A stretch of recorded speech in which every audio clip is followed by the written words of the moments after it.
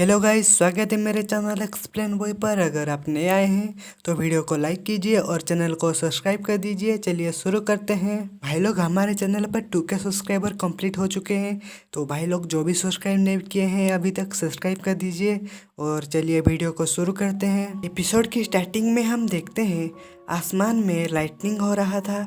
एक एल्डर कहता है, क्या कंट्री का विकास होना चाहिए? क्या यह शुभ संकेत है? क्या कंट्री मर जाएगा और डेमंस राइज होंगे? एल्डर ये कह ही रहा होता है कि आसमान से एक बड़ा सा लाइटनिंग जमीन पर स्ट्राइक होता है। ये देखकर एल्डर बाहर खड़े लोगों से कहता है, आज रात पैदा हुए सभी बच्चों का पता लगाओ और क्विंगजू बॉर्डर के उस पार के उन सभी को वापस ले आओ इंपीरियल सिटी के लिए। वो सब लोग एल्डर की बात सुनकर कहते हैं, यस सर, और वो वहां से चले जाते हैं। वो एल्डर कहता है, आसमान में ये संकेत मुझे बताता है कि आज रात एक गॉड का जन्म हुआ है। उसके बाद हम क्विंगजू सिटी को देखते हैं। एक आदमी एक औरत के बच्चे को छीनकर पता लगा रहा होता है कि ये वही बच्चा है या नहीं। वो औरत कहता है, मेरे बच्चे को लौटा दो। उसके बाद हम एक आदमी को देखते हैं जो कि कह रहा होता है कि मास्टर, यंग मास्टर। उसके बाद हम चूमैनर को देखते हैं। एक बंदा चूमैनर की डोर को नॉक नॉक कर रहा होता है और वो कह रहा होता है कि खोलो, दरवाजा खोलो, जल्दी करो। उसके बाद हम चूमैनर को देखते हैं। एक बच्चा चूमैनर की डोर को नक नक कर रहा होता है और कह रहा होता है कि खोलो, दरवाजा खोलो, जल्दी करो। एक बंदा डोर को खोलने के लिए आ रहा होता है और वो कहता है, आ रहा हूँ, इतनी जल्दी क्या है? और वो दरवाजा खोल देता है और वो बच्चे को देखकर कहता है, तुम? वो बच्चा कहता है, सॉरी बिग ब्रदर, इस बच्चे का नाम चूफेंग है। वो बंदा कहता है, सेकंड ब्रदर, इंपीरियल सिटी के मार्शल आर्टिस्ट हर जगह अपने फैमिली के बच्चे को लूट रहा है और तुम्हारा हिम्मत कैसे हुआ बाहर जाने को? चूफेंग कहता है, बिग ब्रदर, मैं पहले से ही दूध पीना छोड़ चुका हूँ, इसका मुझे कोई लेना देना नहीं है। ये सुनकर वो बंदा कहता है, मुझसे बात मत करो, ये भी तुम इस तरह की गड़बड़ी में क्यों हो? चूफेंग हंसते हुए कहता है, आप विश्वास नहीं करोगे कि मुझ पर एक लाइटनिंग स्ट्राइक गिरा है। वो जो बड़ा लाइटनिंग स्ट्राइक हुआ था वो इस चूफेंग पर ही गिरा था। उसके बाद सीन शिफ्ट होता है। पलक झपकते ही टाइम बीत गया। 5 साल बाद क्विंगजू बिल्कुल वैसा ही है। उसके बाद हम क्विंगजू अज़ुरे ड्रैगन सेक्ट को देखते हैं। चूफेंग एक बंदा को कह रहा होता है कि सॉरी, लेकिन हमारा अज़ुरे ड्रैगन सेक्ट एप्लीकेशन एक्सेप्ट नहीं कर रहा है। वो बंदा कहता है, इसका मतलब क्या है? क्या तुम नहीं जानते कि यहाँ हमारा यंग मास्टर कौन है? चूफेंग कहता है, अब देर हो चुकी है और सेक्ट का दरवाजा बंद कर दिया जाना चाहिए। प्लीज आप कल वापस आइए। वो बंदा गुस्से से कहता है, वापस कल आए? क्या तुमको नहीं पता कि कल आखिरी दिन है? वो लड़की भी कहता है, ये सही बात है, अगर मैं अब अज़ुरे ड्रैगन सेक्ट रजिस्ट्रेशन को मिस कर देता हूँ तो मुझे अगले साल मौका नहीं मिल सकता। वो बंदा चूफेंग की शर्ट को पकड़ते हुए कहता है, एक काउंटर डिसिपल, हाँ, और यहाँ मुझे लगा कि तुम एक हॉटस्पॉट हो, तो तुम सिर्फ एक लोअरिंग आउटर डिसिपल हो। तुम्हारी मुझे इस तरह की बात करने की हिम्मत कैसे हुई? वहाँ पर एक लड़की आती है और चूफेंग को कहती है, ब्रदर फेंग, क्या तुम मुसीबत में हो? इस लड़की का नाम चोयू है। और वो बंदा चोयू को देखकर डर जाता है क्योंकि वो इनर डिसिपल है। वो बंदा मन में कहता है, ये अज़ुरे ड्रैगन सेट का इनरिंग डिसिपल है और यहाँ एक इनर डिसिपल क्या कर रहा है? वो इस बच्चे को कैसे जानती है? और वो हंसते हुए कहता है, ओ ये कुछ भी नहीं है, मैं ये यंगमैन से यहाँ कुछ क्वेश्चन पूछ रहा था। चुयू कहती है, मैं तुमसे नहीं पूछ रहा था, और वो बंदे का पोपट हो जाता है। चूफेंग कहता है, कोई बात नहीं बिग सिस्टर चुयू।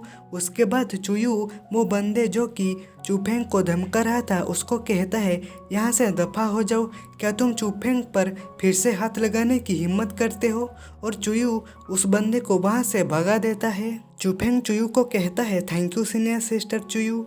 चुयू चूफेंग को कहती है, हम एक परिवार हैं, तो तुम मुझे सीनियर सिस्टर क्यों बुला रहे हो?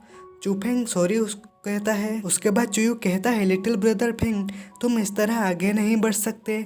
चूफेंग कहता है, तुम्हारा कहने का मतलब क्या है सिस्टर चुयू? चुयू कहती है, मेरा ये कहने का मतलब है कि अपने पूरे जीवन में एक आउटर डिसिपल बने रहने की प्लान बना रखा है। यहाँ तक कि रेगुलर लोग भी तुमको धमका रहे हैं। हमको बताया जाता है कि असुरा ड्रैगन सेक्ट के डिसिपल को 3 कैटेगरी में बांटा गया है: outer ring disciple, inner ring disciple और core disciple. Disciple green, purple और रेड यूनिफॉर्म पहनते हैं। हालांकि असुरा ड्रैगन सेक्ट अधिकतर क्योंगजू सिटी में हर कोई जानता है कि आउटर रिंग जगह वो जगह है जहाँ सारा कचरा रखते हैं। उसके बाद चोयू चुफेंग को कहती है, अब तुम आउटर रिंग डिसिपल नहीं रह सकते। तुम वहाँ लगभग 5 साल से हो। इस दौर पर तुम जीवन भर हंसी के पात्र बने रहोगे। चुफेंग कहता है, लेकिन अगर मैं इनर रिंग डिसिपल जाना चाहता हूँ तो मुझे एग्जाम पास करना होगा। चोयू चुफेंग की बात सुनकर कहता है, ब्रदर फेंग, तुम इस साल भी इनर रिंग टेस्ट को छोड़ने जा रहे हो। मुझे मत बताओ कि तुम अभी तक अपनी स्पिरिचुअल मार्शल आर्ट में रैंक 3 तक नहीं पहुंचे हो। चुफेंग कहता है, मैं सेकंड सोन हूँ। बिग ब्रदर को मुझसे ज़्यादा कल्टीवेशन के रिसोर्स की ज़रूरत है। मैं इसे अपने दम पर कर सकता हूँ और मुझे कुछ और साल प्रयास करने की कोई आपत्ति नहीं है। चोयू चुफेंग की बात सुनकर कहता है, कोई फर्क नहीं पड़ता कि तुम कितना प्रयास करते हो। अगर तुम रैंक 3 तक नहीं आते हैं तो उसके बाद वो उसको एक पोटली देता है और वो कहता है, इसको रिफाइन करो, ये तुम्हारा हेल्प करेगा रैंक 3 को ब्रेक थ्रो करने में। चुफेंग वो पोटली को खोलकर देखता है और कहता है, ये तो सेलेस्टियल स्पिरिट हर्ब है, ये बहुत कीमती है। हमारे चू फैमिली बिल्कुल बड़ा नहीं है, इसलिए हमारे एल्डर भी अपने पूरे जीवन काल में बस 30 हर्ब ही क्लाम कर सकते हैं। हमारे जैसे यंगर कई वर्षों में भी ये हर्ब नहीं पा सकते। चुयू उसकी बात सुनकर उसको चुप होने के लिए कह रही होती है। चुफेंग कहता है, सिस्टर चुयू, ये बहुत कीमती है, मैं इसे एक्सेप्ट नहीं कर सकता। चुयू कहती है, मैं तुमको ये पहले से ही दे चुका हूँ और मैं ये वापस नहीं लूँगी।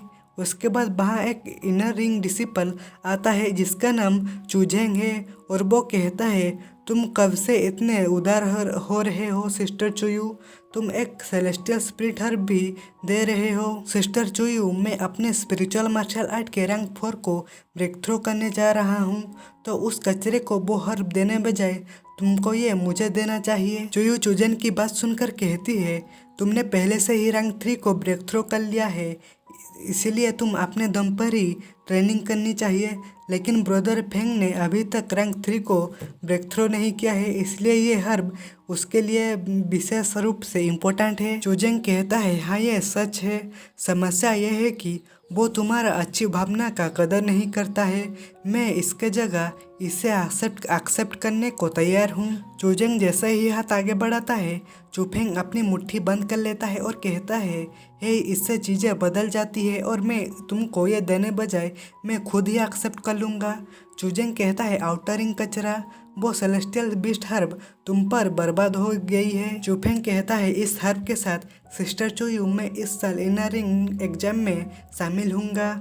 चुजेंग उसकी बात सुनकर कहता है, अगर तुम टेस्ट पास कर लेते हो तो मैं तुमको और एक हर्ब फ्री में दूंगा। चुफेंग कहता है, तुम्हारा ये मतलब है? चुजेंग कहता है, हमारा विटनेस मानो सिस्टर चुयू, लेकिन क्या होगा अगर तुम इसे नहीं पास कर सकते हैं तो? चुफेंग कहता है, तो मैं तुमको इसके बजाय और एक हर्ब दूंगा। चुजेंग कहता है, तो ये डील है। चुयू कहती है, चुजेन, हम सब यहाँ एक फैमिली है, तो तुम ब्रदर फेंग को क्यों चुनते हो? चुजेंग कहता है, फैमिली वो कचरा है जिसने सेक्ट में शामिल होने के 5 वर्षों में inner ring disciple test pass नहीं किया है। वो हमारा चू फैमिली के नाम पर एक दाग है और पूरा चू फैमिली उसे एक अपमान की तरह सोचता है।